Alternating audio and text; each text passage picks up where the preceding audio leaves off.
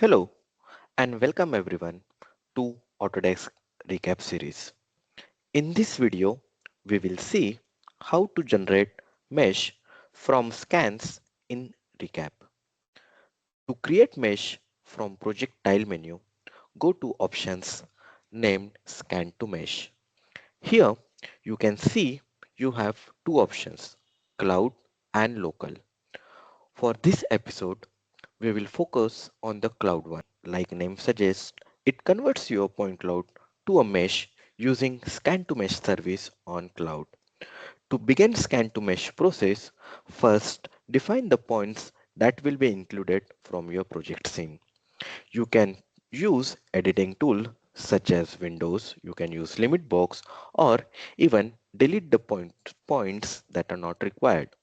In here, let's convert this truck to the mesh. For that, I'm just selecting a window and selecting scans around this truck and clipping outside. Once we have the desired point clouds visible, I will go to cloud and I will click on cloud. Here, it will ask you to define name.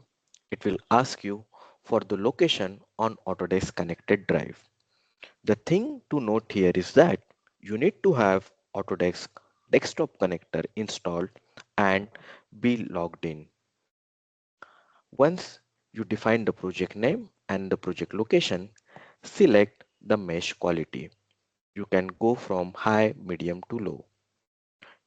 Then define the output format that you would like to have.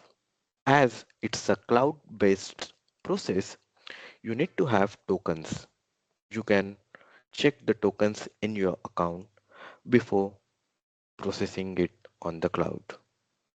Once you are satisfied with the settings, click on Submit.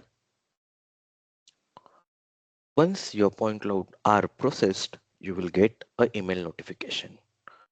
Click on View File in the email notification.